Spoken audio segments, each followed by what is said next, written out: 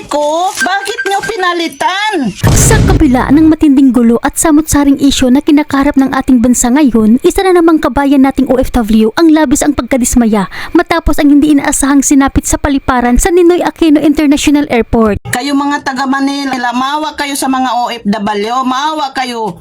Huwag kayong magnakaw.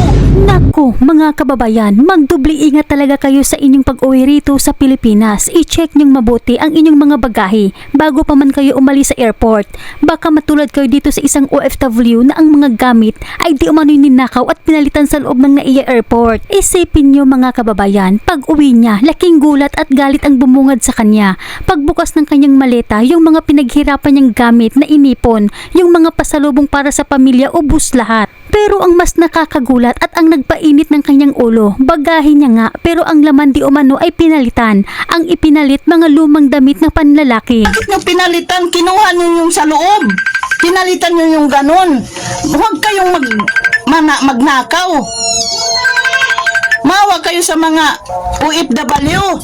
Kaya naman sa kanyang social media post, hindi na nakapagpigil at galit na ang ating kababayan sa naranasan niya sa NAIA Airport. Ani sa kanyang post, bakit naman ganun na iya? Ninakaw lahat ng gamit ko, pa-share ng video ko guys. Mga magnanakaw talaga yung mga nasa NAIA. Ubus lahat ng gamit. Mga damit na panlalaki ang ipinalit nila, mga hayop kayo. Narito ang video na ipinost ng ating kabayan kung saan makikita ang mga damit na di umano ipinalit ng mga magnanakaw sa loob ng kanyang maleta. Panoorin po natin ang video. Manila. Manila, saan?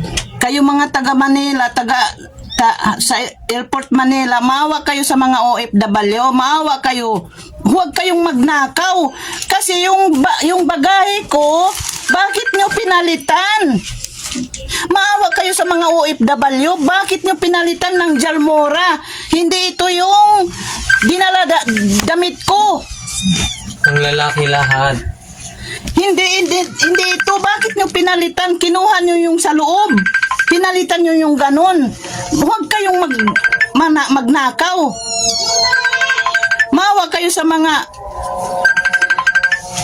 OFW. Nagmamadali nga ako umuwi sa Pilipinas. Bakit ganito pa yung naano ko eh?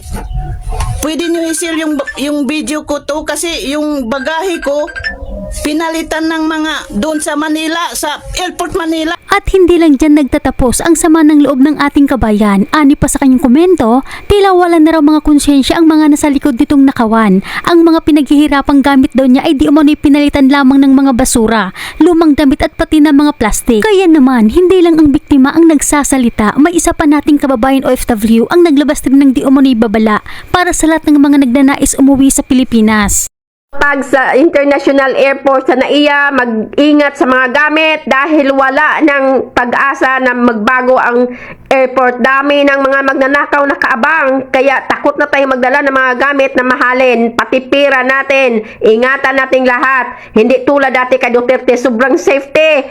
Ngayon, lahat magnanakaw tulad sa amo nila. Kaya mga kababayan, isang mahigpit na paalala, mag-ingat po tayo at laging i-double check ang inyong mga bagahe. Bago pa man kayo umalis sa baggage counter, siguraduhin na buo, walang bawas ang inyong mga bagahe. Huwag po natin hayaan ang pinagpaguran nyo ng ilang taon sa ibang bansa ay mauwi lang sa wala dahil sa mga mapagsamantala.